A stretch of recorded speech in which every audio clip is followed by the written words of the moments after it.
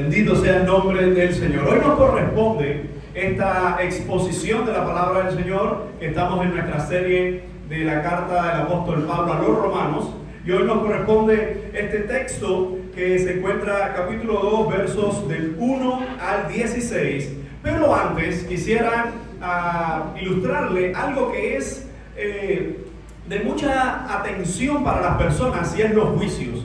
¿Cuántos de los que están acá han estado alguna vez en algún juicio?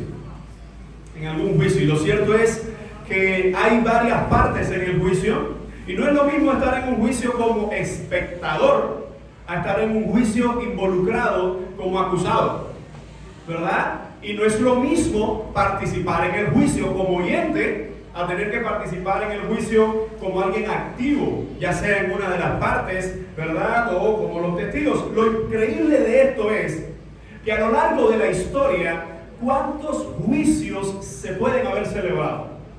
Lo cierto es que incluso las estadísticas lo corroboran, que no siempre en los juicios el resultado final es el que desea una de las partes, o casi siempre el resultado final va a dejar inconforme a alguien. Pero lo otro más interesante es que en muchas ocasiones en los juicios el resultado es injusto. En ocasiones en los juicios el resultado está parcializado, es decir, hay un favorito. En ocasiones en los juicios hay trampa. En ocasiones en los juicios hay maldad. En ocasiones en los juicios, en vez de llevar a cabo algo que sea justo, algo que sea digno, algo que sea comprometido o que esté comprometido con la verdad, no siempre es así.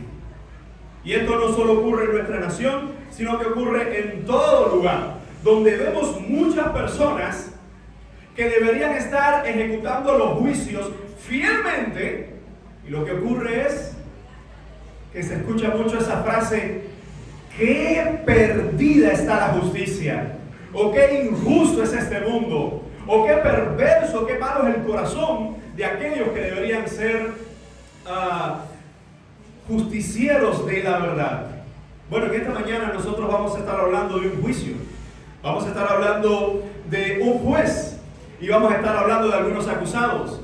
Y si nosotros, solo haciendo una breve recapitulación de lo que hemos visto hasta aquí en la carta del apóstol Pablo a los Romanos, recordemos en el primer capítulo que estuvimos viendo diferentes partes de este capítulo, y ahí estuvimos viendo cómo el apóstol estaba introduciendo esta carta, mostrando el llamado que él tenía de parte del Señor y el llamado que tenía la iglesia de parte del Señor. Más adelante estuvimos viendo cómo Pablo hablaba de su oración, cómo hablaba de su ministerio y su agradecimiento por la iglesia.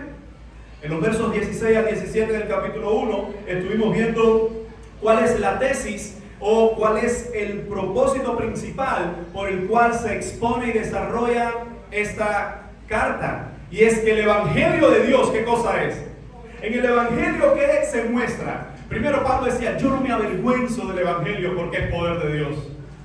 Yo no me avergüenzo del Evangelio porque es poder de Dios para salvación a todo aquel que crea, al judío primeramente y también al griego. En otras palabras, amados hermanos, la carta del apóstol Pablo a los Romanos es una exposición directa de qué es el Evangelio de Jesucristo. Y en un mundo que hoy hay tantos evangelios, hoy hay tantos mensajes, me llamó mucho, pero mucho la atención, como el domingo pasado, después que salimos acá, yo salí muy bendecido en ese culto que tuvimos de resurrección. No porque el predicador en esa mañana se hubiese pasado más de las 2 horas, para mí eso no fue un problema. Para mí fue un aliciente que más de 8 o 9 almas después públicamente profesaran a Cristo. Menos mal, porque 2 horas de predicación no sería muy fuerte, sería demasiado fuerte. Pero lo que me llamó la atención fue cuando llegué a la casa, ya creo que en el horario de la tarde-noche,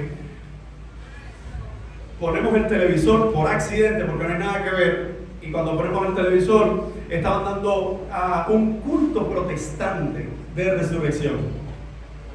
Y yo estuve sufriendo esos 45 minutos de ese culto. Porque cuando tú ves eso, hay algunas cosas allí que nunca se dijeron. Nunca se habló de arrepentimiento. Nunca se habló de que Cristo es el único que da vida, pero también el único que condena. Todo lo que se habló era un lenguaje inclusivo de todos y todas y toda esa tontería. Y porque no importa lo que estés aquí, si tú adoras el sábado, el domingo, o no importa tu religión, o no importa. Claro, por eso precisamente es que están en la televisión cubana. El día que usted vea algo evangélico puesto en la televisión, ocurrió algo. Dios permita que llegue ese día, que el evangelio sea predicado a través de la televisión. Pero mientras no lo permiten, hay una de las cosas que nosotros debemos entender. El juicio de Dios es mucho más lo que los hombres pueden pensar. Y así he titulado en esta mañana la exposición: el juicio de Dios sobre el hombre. Y este es el bosquejo que vamos a estar desarrollando en esta mañana. En primer lugar, en ese juicio de Dios sobre el hombre no hay excusa para aquellos que le encanta justificarse. En segundo lugar, vamos a hablar cómo en ese juicio de Dios no hay acepción de personas, no hay favoritismo, y gloria a Dios por eso. Y en tercer y último lugar, en el juicio de Dios no hay injusticia. Pero a diferencia de lo que ocurre en muchas ocasiones en nuestras vidas, que se predica la palabra, y cuando es una palabra agradable, es una promesa, Dios dice: Dios está contigo, Dios dice: no te dejaré, Dios dice: jamás te voy a desamparar. La tendencia que tiene es: Señor, gracias, porque esta palabra es para mí. Pero cuando la palabra es fuerte y lo que se dice: deberías arrepentirte, sabes que no estás siendo sincero, sabes que tu corazón, entonces uno dice: Señor, gracias, porque esa palabra es para Él. ¿Se ha dado cuenta la tendencia que tiene el corazón humano? Que para nosotros es muy fácil juzgar al prójimo o juzgar a la otra persona, o a otra persona, y no a nosotros mismos. Bueno, quisiera que pensaras por un momento y que estuvieras claro que esta mañana los acusados en este juicio, en esta exposición, eres tú y soy yo. Ahora mismo no es el que no vino, ese también es acusado y a Dios dará cuenta. Nosotros estamos en ese banquillo de los acusados, y miren cómo entonces sería o va a ser la exposición del apóstol Pablo. Veamos en primer lugar lo que él dice: no hay excusa. Y comenzamos con el verso 1. Dice: por lo cual eres inexcusable, oh hombre, quien quiera que seas tú que juzgas, pues en lo que juzgas a otro te condenas a ti mismo, porque tú que juzgas haces lo mismo. Es como que va a empezar y no hay un rodeo, no hay un preámbulo. De hecho, lo que se dijo antes de esto, ¿qué cosa fue? ¿De qué estuvimos hablando las dos predicaciones anteriores a esta? Si alguien recuerda, capítulo 1, sobre la ira de Dios.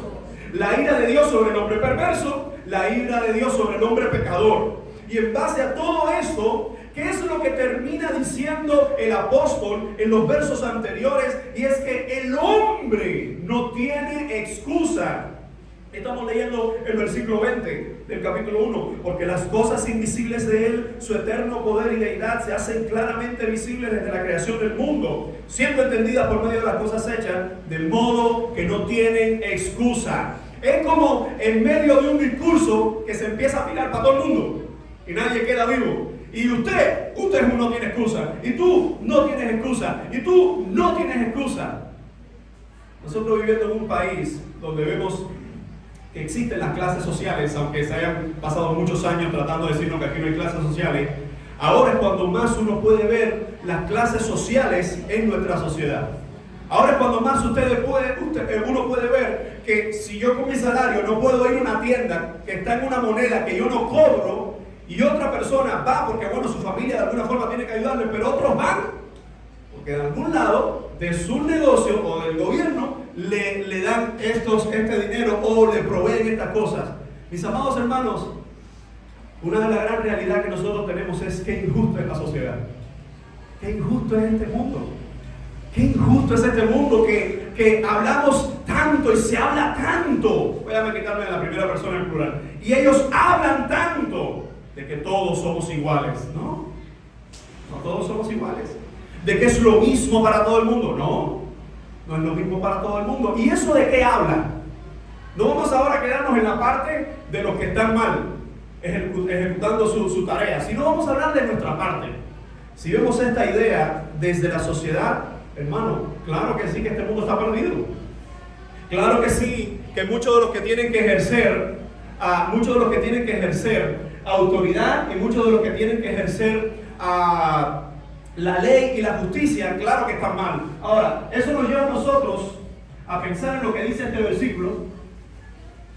Y fíjense cómo el apóstol dice: por lo cual eres inexcusable, hombre, quien quiera que seas, tú que juzgas. Pues en lo que juzgas a otro, te condenas a ti mismo, porque tú que juzgas, haces lo mismo. Esto nos llevaría a una pregunta: ¿a quién se está dirigiendo el apóstol Pablo en esta frase, por lo cual eres inexcusable, hombre?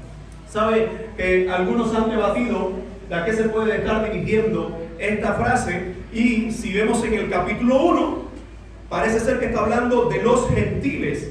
Si vamos al capítulo 1, pensamos por un momento que está hablando de aquellos gentiles que no tienen ley. Y algunos han llegado a pensar, yo me incluyo, que este capítulo 2 comienza a girar el foco a los judíos.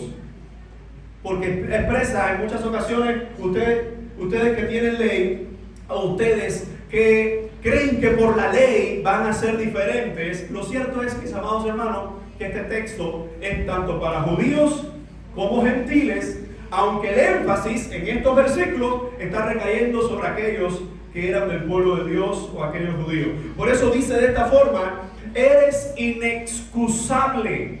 La palabra aquí, inexcusable, es sumamente importante, esta palabra, por la sencilla razón de que nos presenta a nosotros la condición del hombre ante Dios. ¿Cuál es la condición del hombre ante Dios?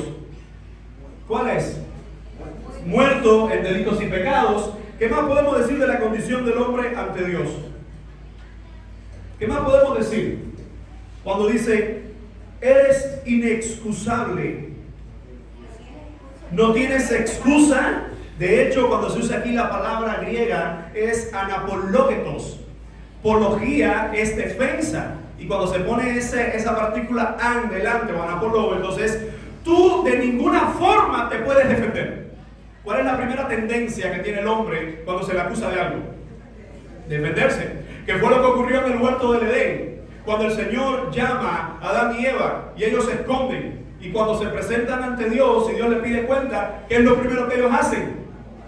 Defenderse. No, la mujer que me diste, no, la serpiente, no, pero hermano, la tendencia de nuestros corazones es a justificar.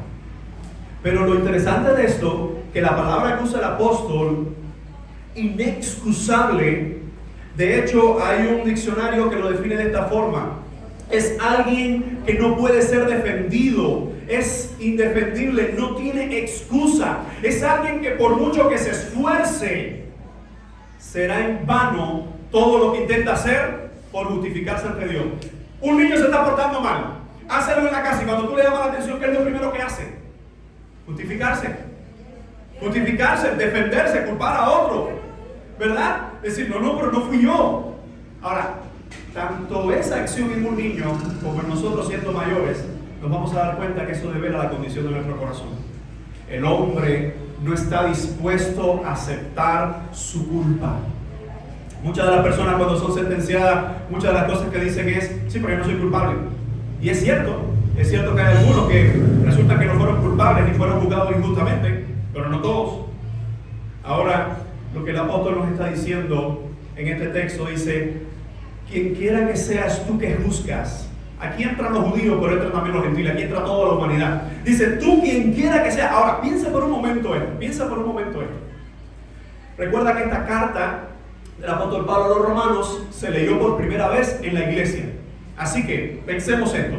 Es un domingo, es el primer día de la semana, y el pastor de la iglesia, como se entiende que podía ser en ese primer siglo, empieza a leer la carta. Miren, Pablo nos envió esta carta. La carta está llena de romanos, de gentiles y también judíos que se han convertido a Cristo.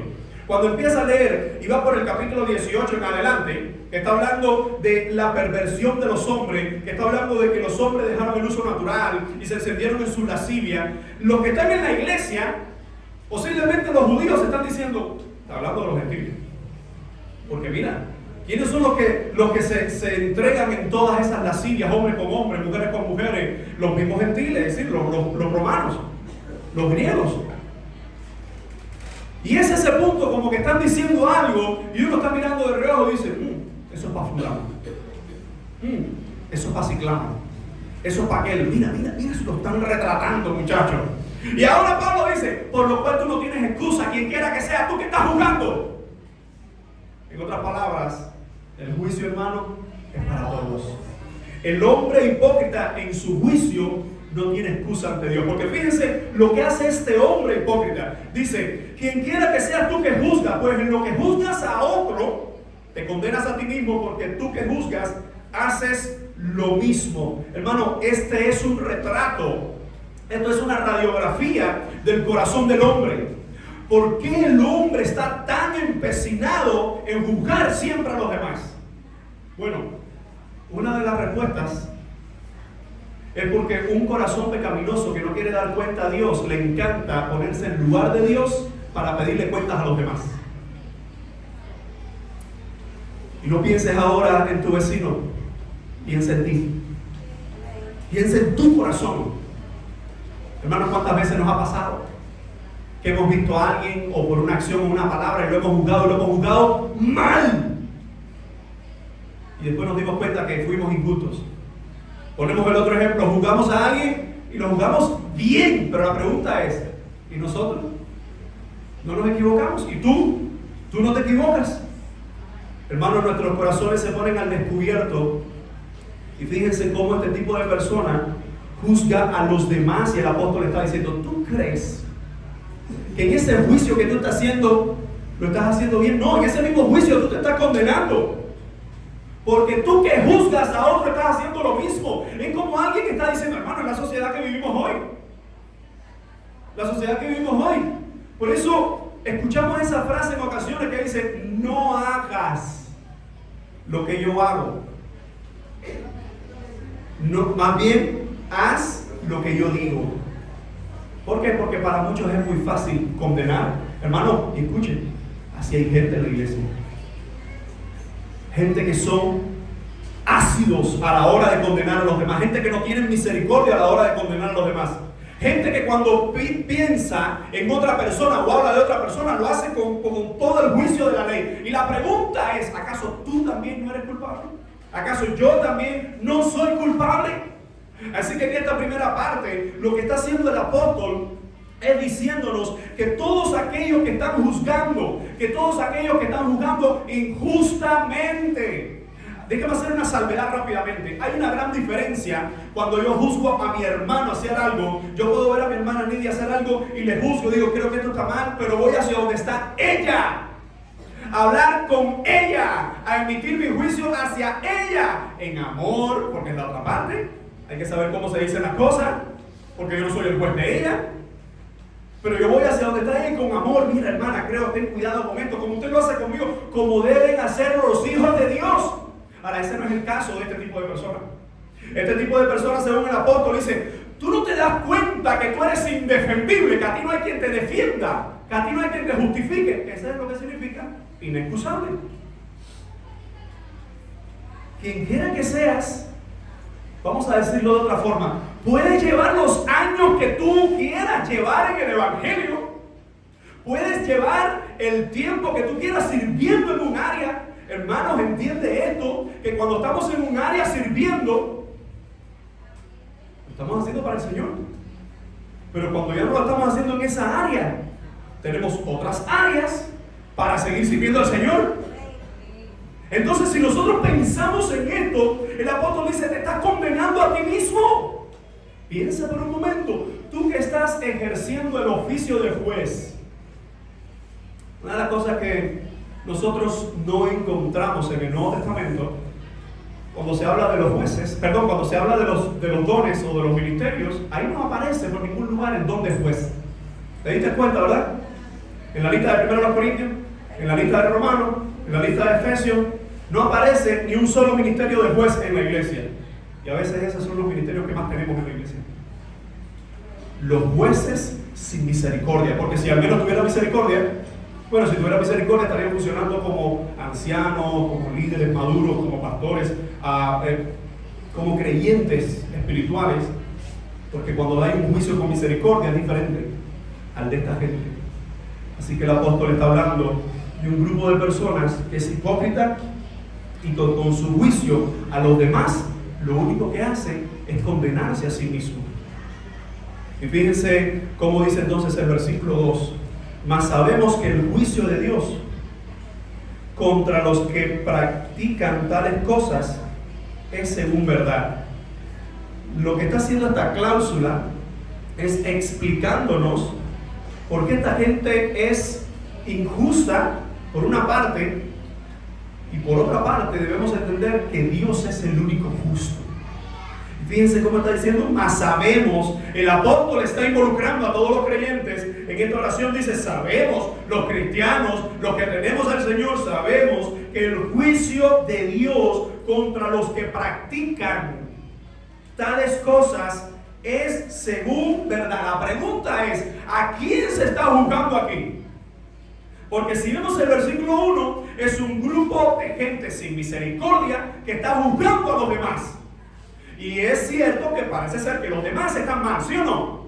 Porque mira lo que dice, tú te condenas a ti mismo porque tú que juzgas haces lo mismo.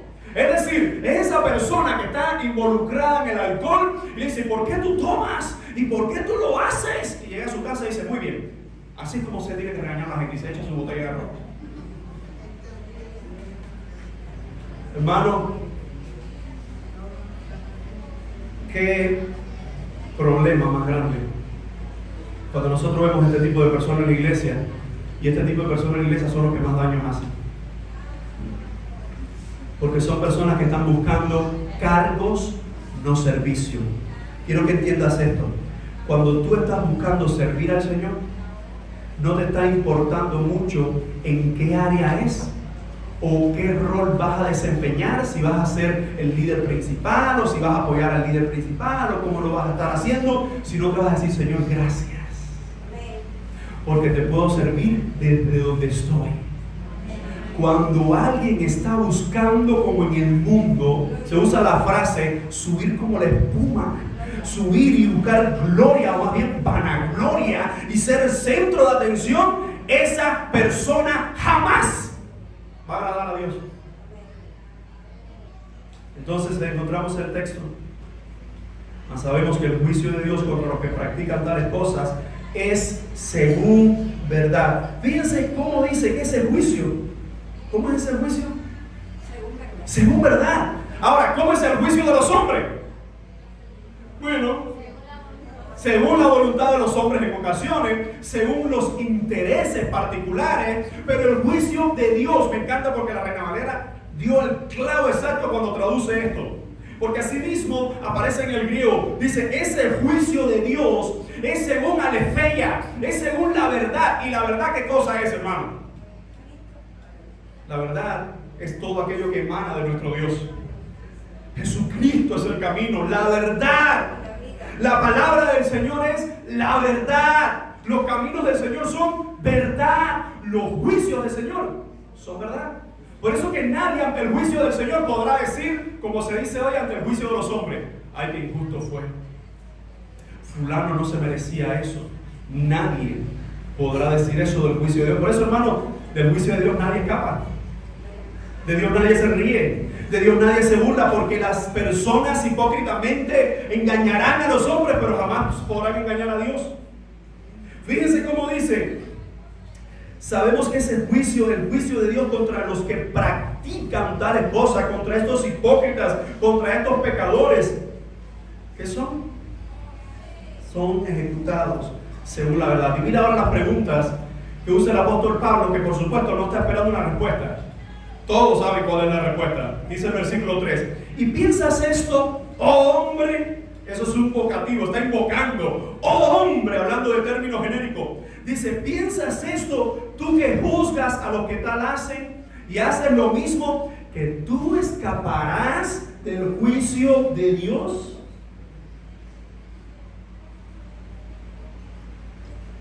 Pon tu nombre en esta oración, yo pongo el mío.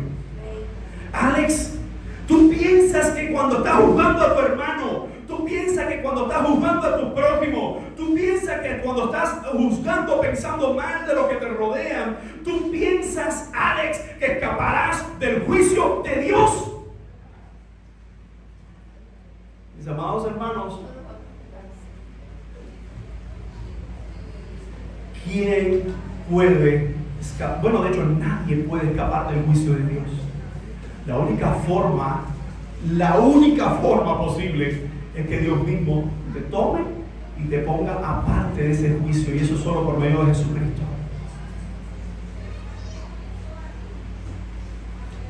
Pero Pablo hace pensar a las personas.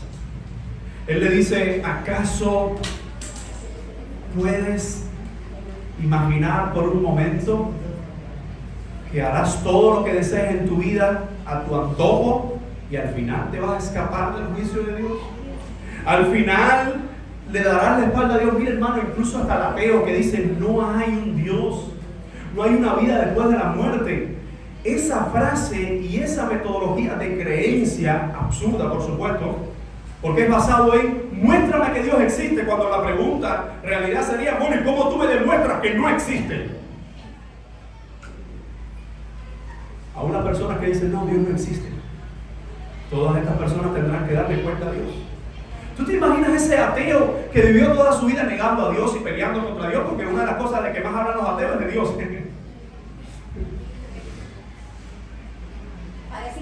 Para decir que no existe. Yo nunca estoy hablando de los marcianos para decir que existe o no existe.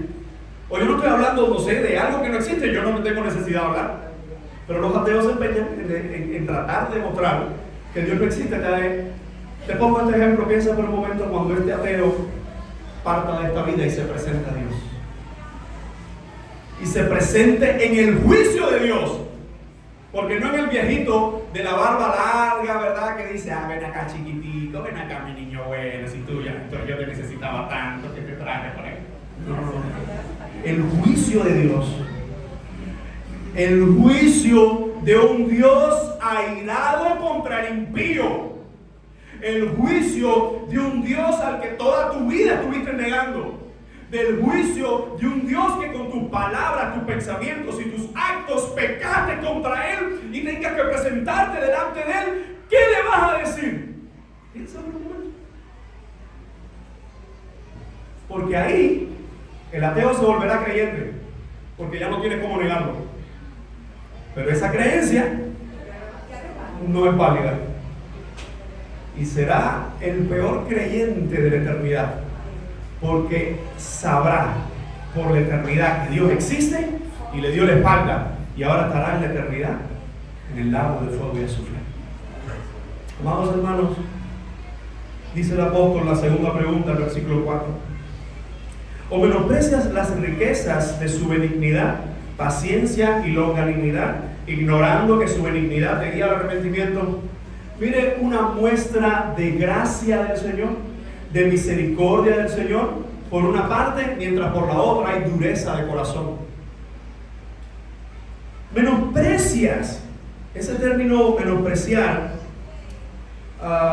catafroneis, ese término lo que significa es mirar algo con desprecio porque para la persona tiene poco valor. Ese menospreciar en griego, uno de los mejores diccionarios, el Vidac, nos dice que es mirar algo con desprecio porque tiene poco valor, por supuesto para el que está mirando. Pero fíjense, mis amados hermanos, quiero que piensen por un momento. Hay una de las cosas, en estos días se me rompió el corazón, lo que estaba en cierto lugar, y veo una persona que está en un basurero buscando,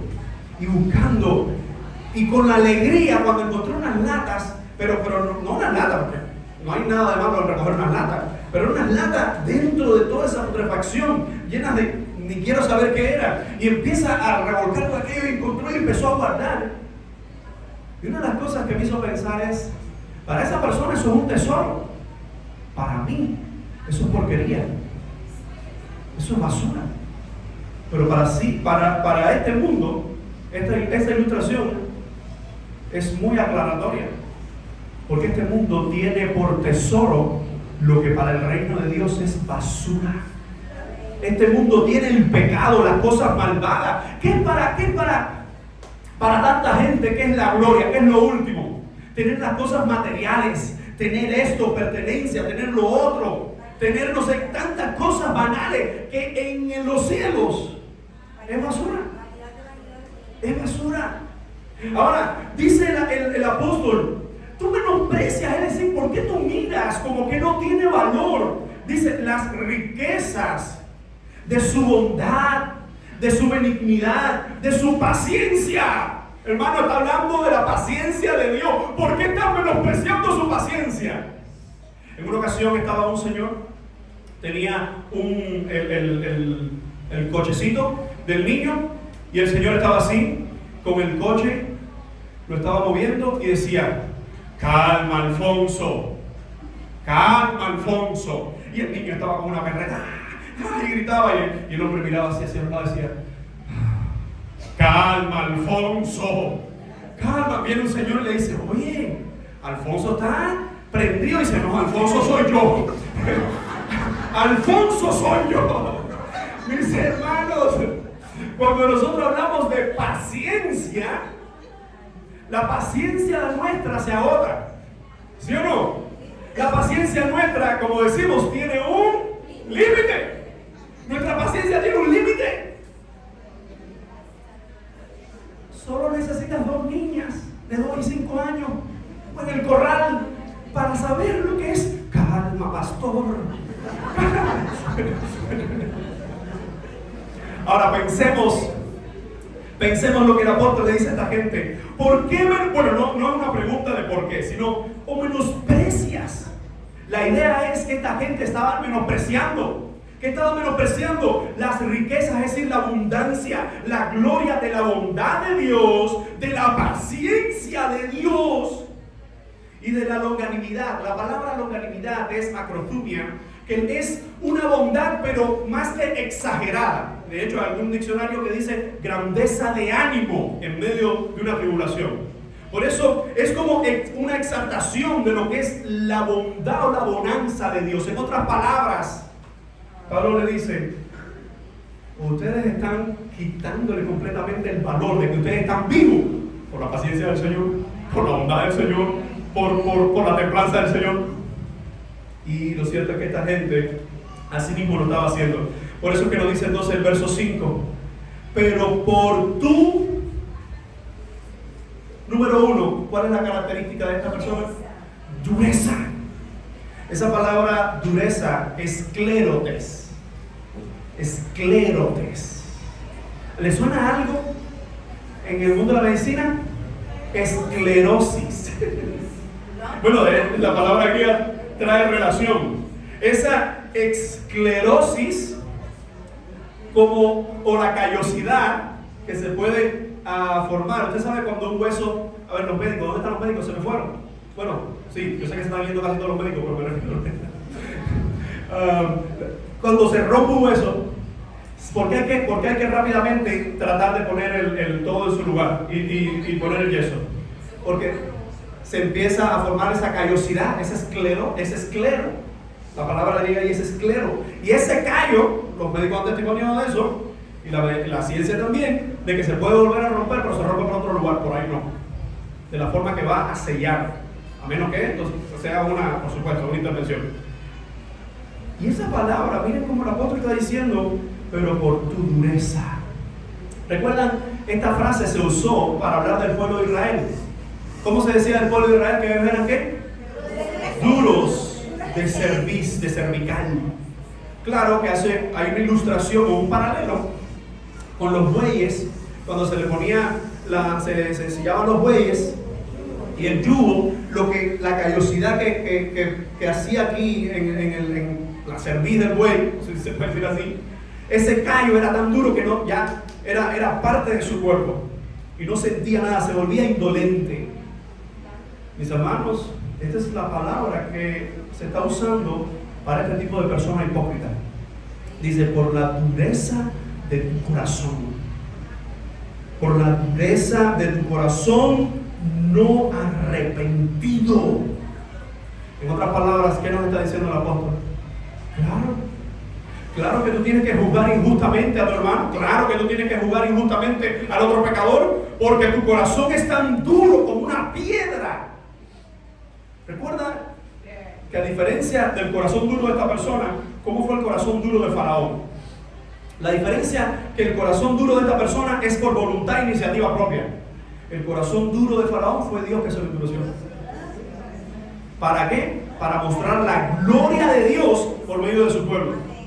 Por eso es que vemos un Faraón viendo plagas inexplicables, que cada una de esas plagas ofendía a los dioses de Egipto, porque era una burla a los dioses de Egipto, que los magos o los brujos de Faraón no podían hacer la réplica o no podían llegar allá, y en medio de eso se endurecía el corazón. Es como tú dices, ahora sí se va el pueblo.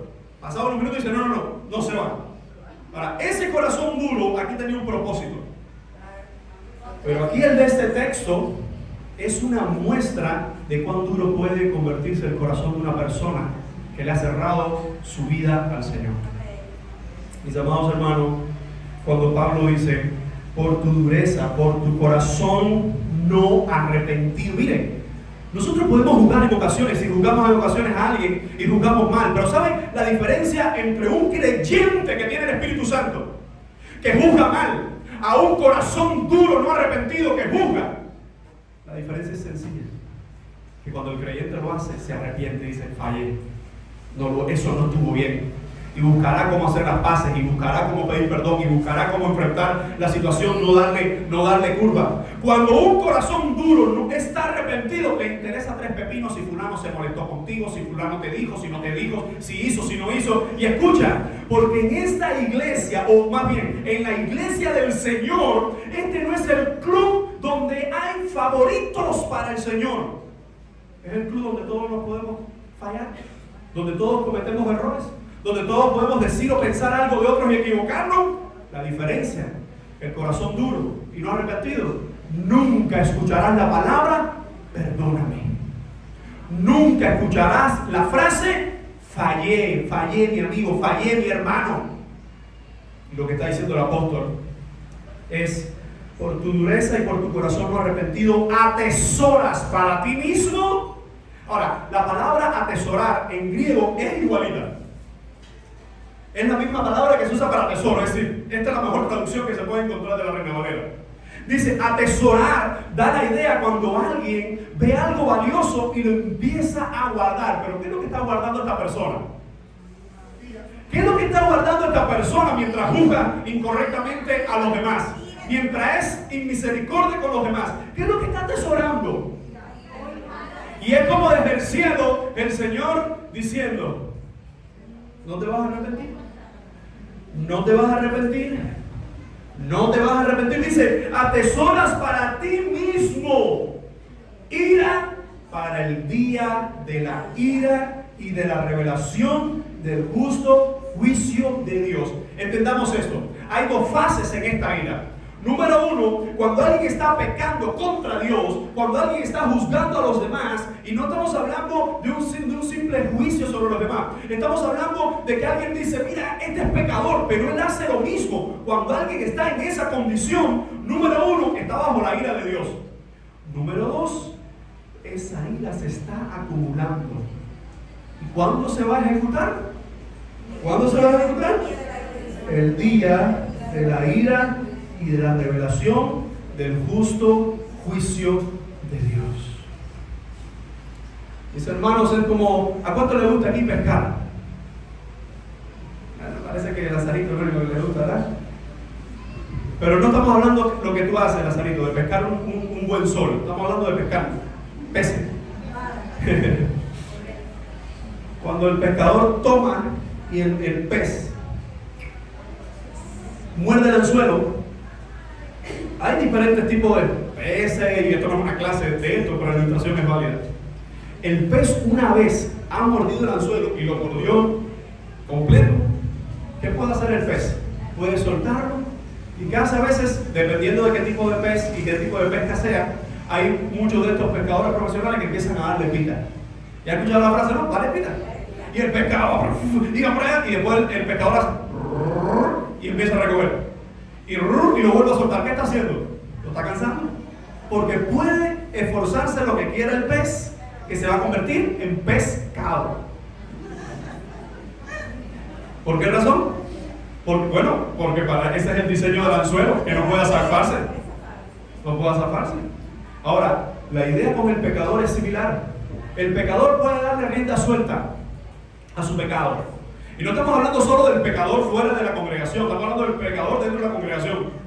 Puede hacer, deshacer, decir y no sé qué, y maldecir y hacer y cuántas cosas y cuántas... Hermano, la vida lo ha demostrado que no todo el que está dentro de un templo, no todo el que se ha bautizado incluso en agua, no todo el que lee la Biblia, no todo el que incluso hace oraciones, es hijo de Dios.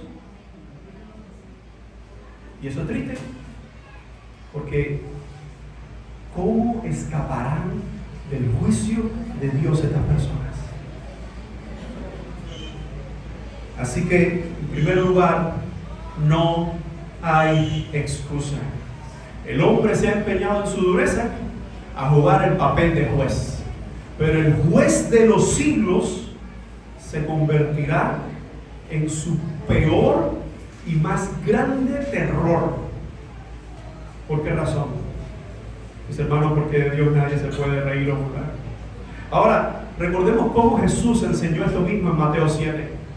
Mateo 7, versículo del 1 al 5, dice Jesús: no juzguéis para que no seáis juzgados, porque con el juicio con que juzgáis, seréis juzgados, y con la medida con que medís, os será medido. La palabra para medida es metro. Con el metro que tú le aplicas al otro, ese mismo metro se te aplicará a ti.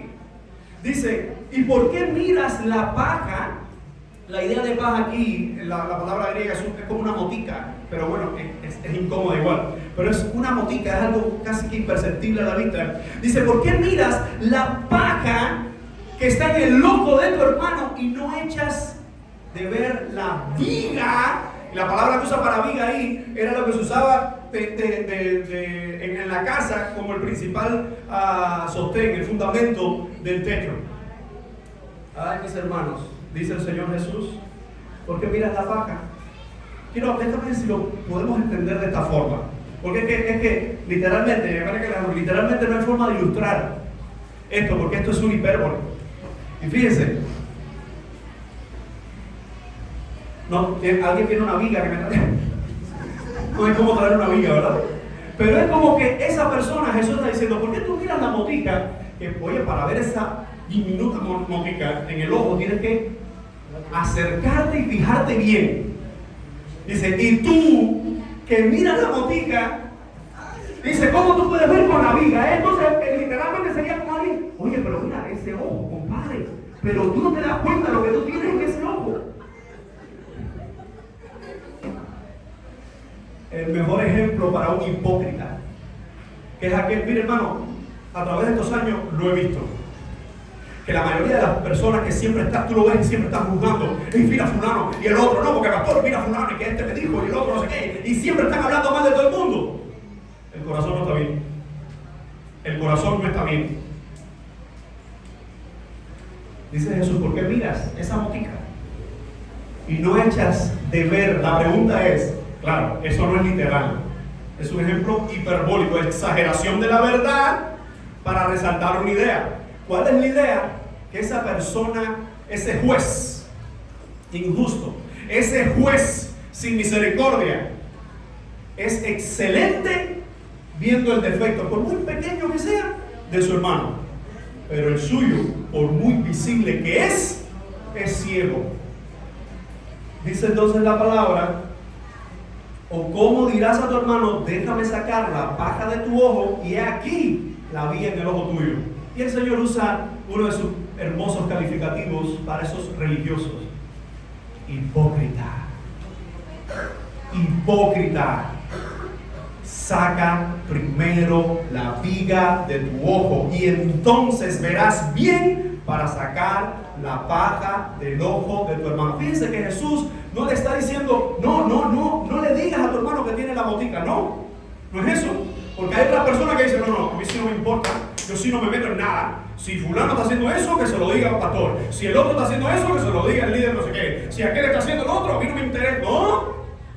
Porque nosotros como hermanos tenemos que cuidarnos los unos a los otros. Y si tú sabes hacer lo bueno, y lo bueno es llamar a tu hermano, aconsejar a tu hermano, y no lo haces, es pecado. Hay algunos que dicen, bueno, entonces ¿cómo quedamos? ¿Juzgo o no juzgo? Es que estos textos de juzgar, todos son cuando se juzga mal. Y fíjense entonces cómo dice, primero antes de ver ese pequeño defecto, ponte a cuentas tú con los tuyos. Pero es muy fácil, hermano. Es muy fácil, muy agradable, muy placentero cuando proyectas toda tu maldad en otra persona. Y me siento bien porque le llamé la atención. Me siento bien porque le dije delante de todos lo que no tenía que hacer. ¿Y tú? ¿Y yo? Así que, cerrando esta primera afirmación en el juicio de Dios sobre el hombre, hermano, no hay excusa. Nadie puede decir, no, pero yo voy a dar cuenta a Dios por mí, Él va a dar cuenta a Dios por Él, pero escucha esta parte, pero yo también voy a dar cuenta a Dios por cómo lo traté a Él, por cómo le perdoné a Él, por cómo le mostré amor a Él. Por eso te das cuenta que la vida cristiana es la vida cristiana. No hay apariencia, no hay hipocresía, no hay excusa. Sigamos entonces a la segunda parte. Dice así: segundo, en el juicio de Dios no hay acepción de personas. Dice el verso 6, el cual pagará a cada uno conforme a ¿qué? A sus obras. Vida eterna a los que perseverando en bien hacer buscan gloria y honra y inmortalidad, pero ira y enojo a los que son contenciosos y no obedecen a la verdad, sino que obedecen a la justicia, a la injusticia. Primero, ¿qué es lo que está diciendo el texto aquí? Pablo está dividiendo el texto o la humanidad en dos partes, ¿sí o no? Aquí hay dos grupos de personas. Ahora, ¿quién hacía eso en numerosas ocasiones? ¿Quién lo hacía? En su ministerio, ¿quién lo hizo en sus enseñanzas? Jesús. Hermano, hay dos tipos de personas. No hay tres, no hay cuatro, no hay uno. Hay solo dos tipos de personas a los ojos de Dios. Y miren lo que, primero vamos a ver lo que Dios hará. ¿Qué es lo que Dios hará en los versos del 6 al 10? El cual pagará a cada uno conforme a sus obras. Te está dando la idea de que según lo que tú hiciste, así será tu resultado. Y ojo con esto, porque aquí no está hablando de salvación por obras. Nosotros sabemos, y Romanos lo explica muy claro, que la justificación, que la fe es consecuencia, ¿verdad?, de la obra del Señor en el corazón de los hombres. Es decir, es Dios el que ejecuta su gracia, su perdón, su misericordia sobre nosotros, y el hombre es quien experimenta ese perdón y quien ejecuta, ¿verdad?, ese arrepentimiento. Pero somos salvos por gracia, pero seremos juzgados por obras. Porque la fe sin obra es muerta. Voy despacio aquí porque esto es un poco peligroso. Es decir, voy por una línea fina, pero es la que el apóstol está declarando. Dice, el cual pagará a cada uno. Primero, ¿cómo va a ser ese pago? Individual. Individual. A ti que te gusta justificarte porque tu hermano no lo hizo. No porque... Cuando yo llegué a esta iglesia hace 13, 14 años atrás, escuché una frase que es una frase muy peculiar en todos los lugares. Aquí siempre se ha hecho así. Y la pregunta es, ¿y si siempre se ha hecho mal, está bien? No.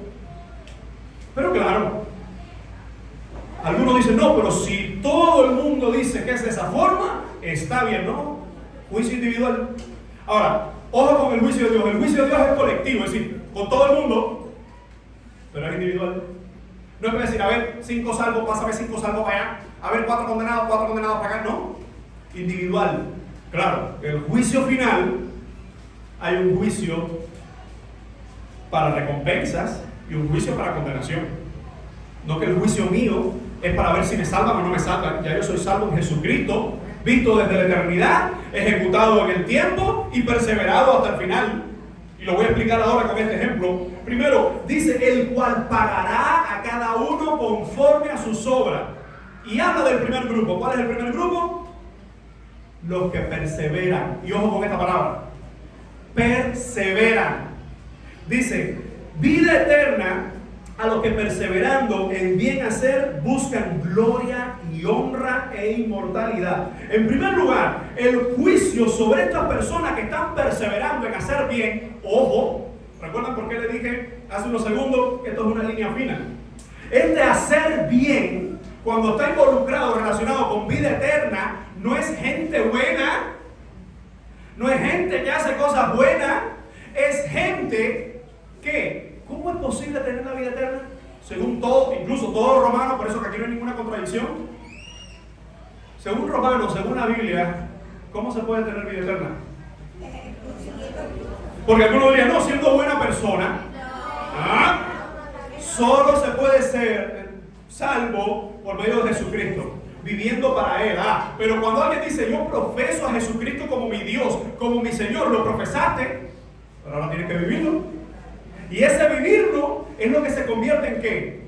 En obras, viviendo el Evangelio, viviendo a Jesucristo, viviendo su palabra, obedeciendo sus mandamientos. Entonces, este grupo de personas dice, el Señor le va a pagar con vida eterna. ¿A quiénes?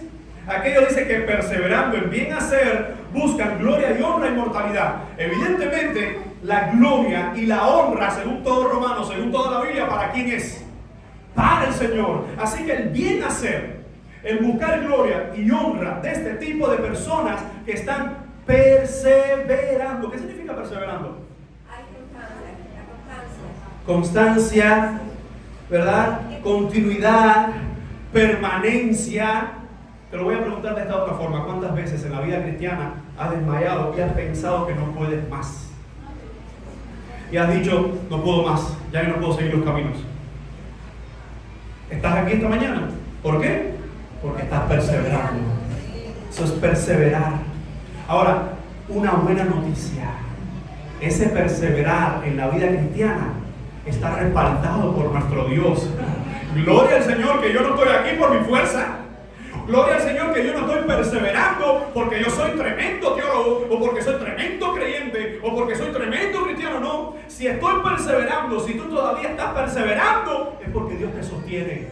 Es porque su palabra es tu alimento. Es porque, mire hermano, en los años que llevas en la iglesia, ¿cuántos disgustos tú no puedes haber pasado? ¿Por buscártelo o sin buscártelo? Porque vamos a ser sinceros. Uno te lo buscaste, uno me lo busqué, otros vinieron gratis. Pero cualquiera de los dos, cualquiera de esos disgustos o de esas pruebas o de esos problemas, si estás aquí, es porque todavía estás perseverando. Así que este grupo, el Señor dice, ¿por qué está diciendo no hay acepción de persona? Para el que persevera en Cristo, lo que hay es vida eterna. Pero se trata de perseverar. ¿Y cómo persevero, pastor? ¿Cómo persevero yo en Cristo? ¿Cómo perseveras? Aferrado a Cristo, aferrado a su palabra, aferrado al Evangelio. Hay momentos donde pasamos por crisis de nuestra vida, o incluso hay momentos donde quizás el pastor no pudo visitarte, o los hermanos no pudieron verte, o quizás en esos días nadie te mandó un mensaje diciendo te estoy pensando en ti. Justo ahí, tú dices, está bien, pero ellos se equivocan también. Ellos se equivocan también. Voy a perseverar porque mi salvación no viene de un hombre. Mi salvación viene de los cielos de Jesucristo. ¿Alguien dice amén? Hermano, todos tenemos un mismo Salvador. Y es ese Salvador el que nos sostiene para que nosotros perseveremos. Para que nosotros sigamos corriendo la carrera. Escucha, para aquellos que más han sido heridos en la vida cristiana, las que faltan. Esto no se debería decir, pero todavía faltan más heridas. Todavía faltan más heridas. Todavía faltan más disgustos. Todavía faltan más incomprensiones. Pero hay dos caminos: perseverar en el Señor, perdonar, porque esa es la parte difícil. La parte difícil es esa. Porque digo, bueno, Oscar, para que se lo traduzca, Oscar me hizo algo, me hizo un gesto. ¿Y qué digo? Mira, ¿y este qué se cree? dile que eso es un ejemplo. ¿Y este qué se cree? Y yo digo, Oscar por aquí, y yo me pierdo y me siento por otro lado. Yo con él no me rozo.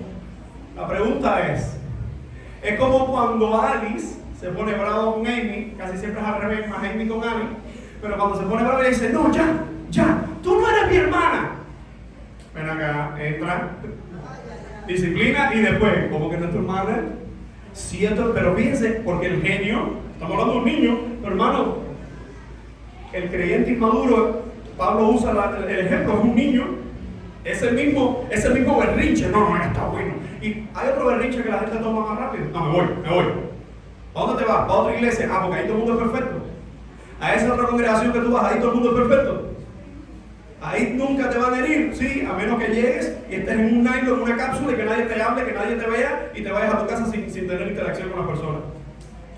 Ahora, ¿por qué te estoy diciendo esto? Porque hay dos grupos según este texto. El primero, los que están perseverando, esos tendrán vida eterna. Pero el segundo grupo, ¿cuál es? Dice, pero Dios pagará, ¿con qué cosa? Con ira y enojo. ¿A quiénes? A los que son contenciosos. ¿Y qué más? Y no obedecen a la verdad, sino que obedecen a la injusticia. ¿Te diste cuenta la secuencia? Dice, vida eterna a los que perseverando hacer bien, buscan gloria y honra y inmortalidad. Ira y enojo, ese es el pago para este otro grupo de personas. Ira y enojo de Dios. Ira y enojo de Dios. Dice, ira y enojo será el pago de Dios sobre los contenciosos.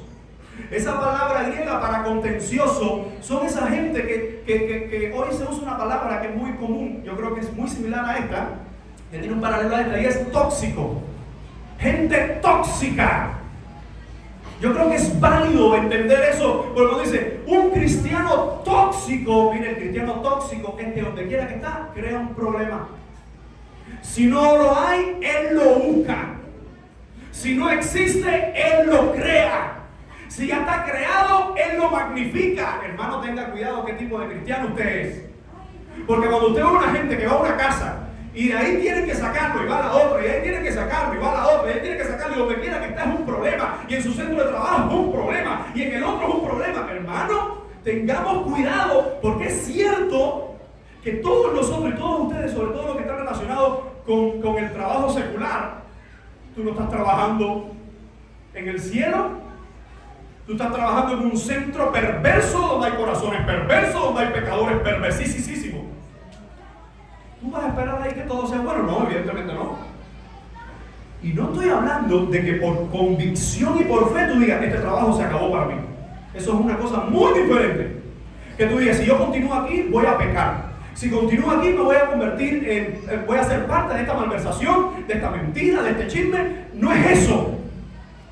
Es esa persona que donde quiera estar es un problema con todo el mundo. Contenciosos.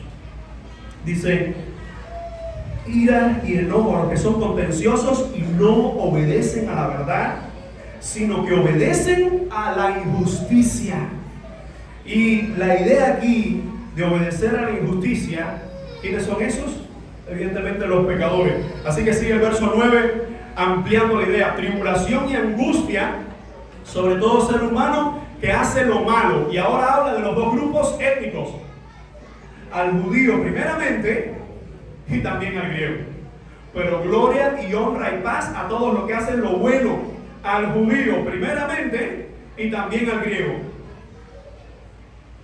¿Te has dado cuenta que la promesa vino hacia quiénes? ¿A quiénes vino primero? A los judíos. Pero el juicio, ¿a quiénes viene primero? A los judíos. Es decir, que para bien o para mal, viene primero a los judíos y después a los gentiles. Y ahí entraríamos todos los que no somos judíos. Pero fíjense cómo dice, versos del 6 al 10, ¿qué es lo que Dios va a dar?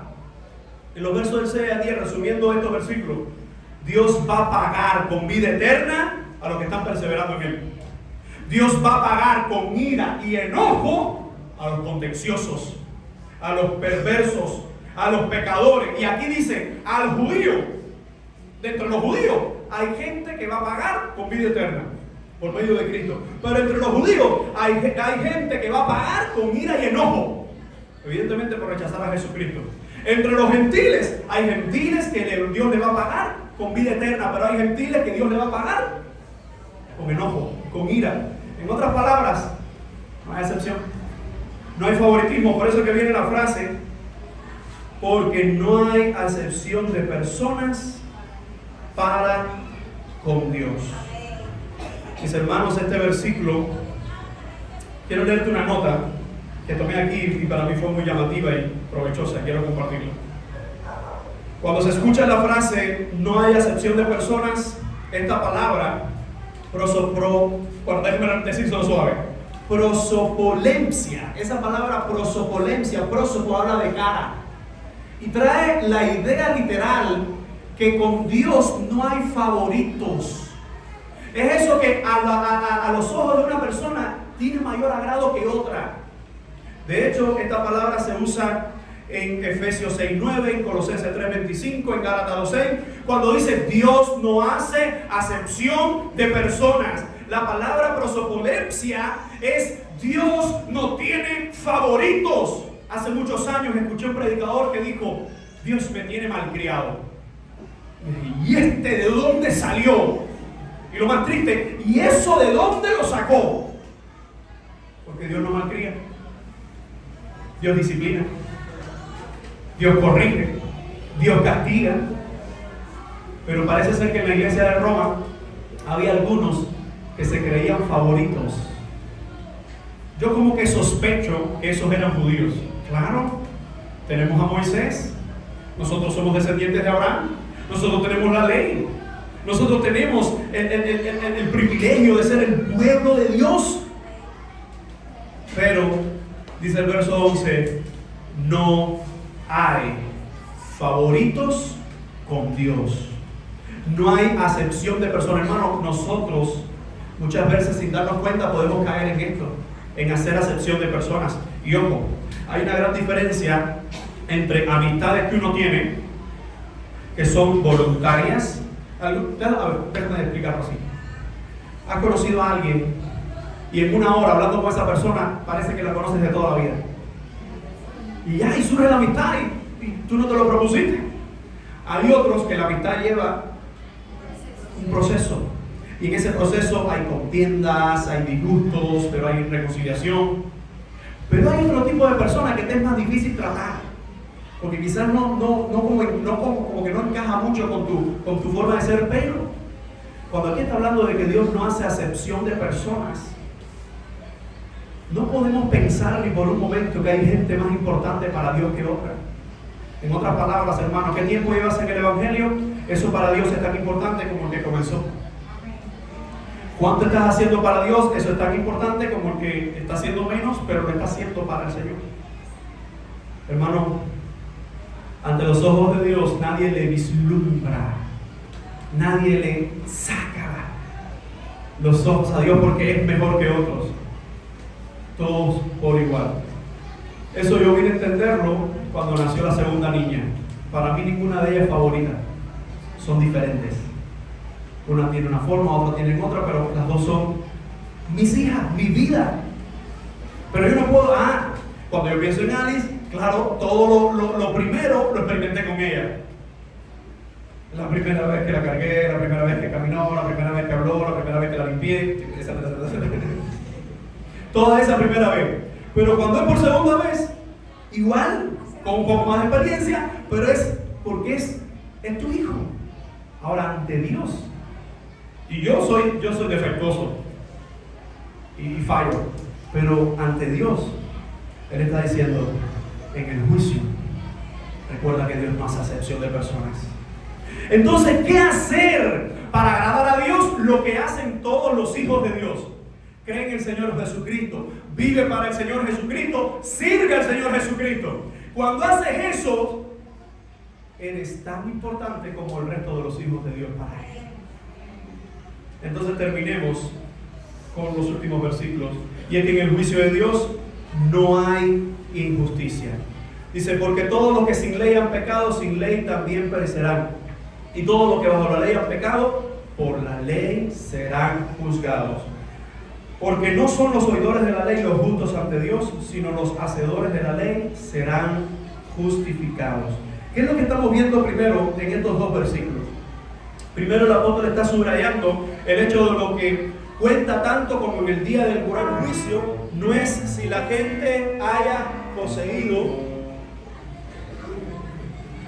Te voy a perdonar, no te preocupes. Antes te voy a paliar. Repito la idea. El apóstol subraya el hecho de que lo que la ley haya oído, el que la haya poseído, la ley. ¿Qué está pasando aquí? ¿Hay los niños? Bueno, en fin, los perdono también a todos. Calma, pastor. Calma. No sé. Por favor, sáquenlo, al que sea, sáquenlo. Repetimos. Estos versículos 12 y 13, cuando dice, porque todo lo que sin ley han pecado, sin ley también perecerán. Y todo lo que bajo la ley han pecado, por la ley será juzgado. Lo que está diciendo el apóstol es, todo el mundo cuentas dará a Dios. Lo que tenían ley con ley, lo que estaban sin ley, sin ley. Ahora, evidentemente, ¿de qué dos grupos está hablando? Está hablando de judíos y de griegos o gentiles, pero en esos dos grupos no que los está separando, porque hay judíos que aunque tienen la ley, no la viven. Y hay gentiles que aunque no tienen ley, están viviendo el amor a los demás, el perdón a los demás. Es decir, la ley, como dice ahora los versículos 14, porque cuando los gentiles que no tienen ley hacen por naturaleza lo que es de la ley, estos, aunque no tengan ley, son ley para sí mismos, mostrando la obra de la ley escrita en sus corazones, dando testimonio a su conciencia y acusándolos o defendiéndolos sus razonamientos. En el día que Dios juzgará por Jesucristo los secretos de los hombres, conforme, dice Pablo, a mi evangelio. La cláusula final del apóstol es, en medio de este juicio debemos entender que aquellos que dicen, pero yo no tengo ley. Bueno, ¿qué fue lo que dijo él en el capítulo 1, versículo 20? Porque alguno puede decir, ¿y qué va a pasar con eso que nunca escucharon el evangelio? Dice que las cosas invisibles de él, lo volvemos a leer, su eterno poder y deidad se hacen claramente visibles desde la creación del mundo, siendo entendida por medio de las cosas hechas, de modo que no tienen excusa. En otras palabras, hermanos, nadie tiene excusa ante Dios. Al que se le dio la ley, por esa ley se juzgará. Al que no se le dio, por eso no se juzgará. Pero lo que está diciendo es que aún aquellos gentiles que estaban allí, que no tenían una ley, no tenían los 10 mandamientos, no fueron para ellos, escritos para ellos en su etapa inicial. Dice que su razonamiento, su conciencia, hermano, incluso el impío que no tiene a Dios en su corazón, ¿por qué al impío no le gusta que le roben las cosas suyas? Aunque no tenga Dios en su corazón, porque tiene una ley de que es pertenencia, propiedad privada, eso es mío. ¿Por qué tú lo vas a coger si no te pertenece? Es decir, hay una ley en el corazón del hombre, pero entendamos esto, que toda la humanidad será juzgada por medio de Jesucristo. Y en ese juicio no habrá sobornos, en ese juicio no habrá favoritos, en ese juicio todo será verdad y todo será juzgado de acuerdo a esa misma verdad. Por eso, como dijo un autor, la conciencia, sin embargo, no es una norma para la acción, sino un testigo interno que juzga si un acto es correcto o incorrecto. Lo digo en palabras más sencillas, la conciencia no te salva. La conciencia simplemente te acusa o te anima. Hice esto bien o hice esto mal. El único que puede dar salvación es nuestro Señor Jesucristo. El juicio de Dios será justo porque no hay absolutamente nada, ni siquiera los secretos, que es como termina el último verso, los secretos de que Dios ha confiado a todo el juicio en el Hijo. Esto concuerda con el Evangelio de Pablo, por eso dice, en el día en que Dios juzgará por Jesucristo los secretos de los hombres conforme a mi Evangelio. Hermanos, que tus secretos y mis secretos no sean pecaminosos. Porque cuando habla de juzgar los secretos de los hombres, la pregunta es, ¿tú piensas que tu juicio será de los hombres? Yo pienso por un momento que lo que hay en mi corazón escondido delante de Dios no está desvelado. Mis amados hermanos, hay un juicio. Y recordemos que en ese juicio no hay excusa. Hay un juicio y recordemos que en ese juicio no hay acepción de personas. Hay un juicio que es el juicio de Dios para el hombre y en ese juicio no hay injusticia. Quisiera terminar en esta mañana haciendo una oración a nuestro Señor. Amado Dios, te damos gracias. Gracias porque tú eres nuestro Dios, nuestro juez, pero también nuestro abogado. Gracias porque tú enviaste, amado Padre, a Jesucristo para morir en aquella cruz, resucitar, darnos vida eterna y llevarnos a las moradas celestiales. Gracias porque nos diste tu Espíritu Santo para animarnos, consolarnos, confortarnos y guiarnos en el camino de la vida eterna. Señor, sabemos que hay un juicio y es tu juicio y solo tus hijos seremos parte de ese juicio para recompensas. Pero aquellos que no son tus hijos, aquellos que dejaron de ser tus hijos o creían que eran tus hijos, ese juicio será para ira, enojo y condenación. Perdona nuestra falta porque ninguno de nosotros, Señor, puede levantarse en este lugar y lanzar una piedra a nadie porque todos fallamos. Ayúdanos que cuando vamos a juzgar a nuestros hermanos, juzgarlos para bien, juzgarlos para edificación, y ayúdanos a no juzgar para destrucción. Amado Dios, te pedimos si hay alguien en medio nuestro que le pueda estar afectando su vida por su relación con otro hermano, rogamos que sea en su corazón y que pueda encontrar la reconciliación que tú das, el perdón que tú das. Si algunos hermanos en medio nuestro pueden haber tenido problemas y no se han reconciliado, rogamos, amado Dios, que tú eres el juez y el abogado que medie, Señor, como tu palabra nos muestra. Señor, porque tú nos enseñas a perdonar incluso cuando en nuestros razonamientos no es merecido. Aún, Señor, nos enseñas a perdonar porque tú nos perdonaste primero. Nos enseñas a amar porque tú nos amaste primero. Y como hemos visto en esta mañana, si hay alguien entre nosotros que está en ese grupo de los no creyentes o en ese grupo de gente que está, Señor, haciendo lo que no te agrada, conforme a la palabra predicada hoy, rogamos que tú seas para salvación en su alma. Y a todos aquellos que somos salvos por tu gracia, ayúdanos a perseverar en tu verdad, en tu palabra. En el bendito nombre de Jesús te damos gracias y te decimos amén.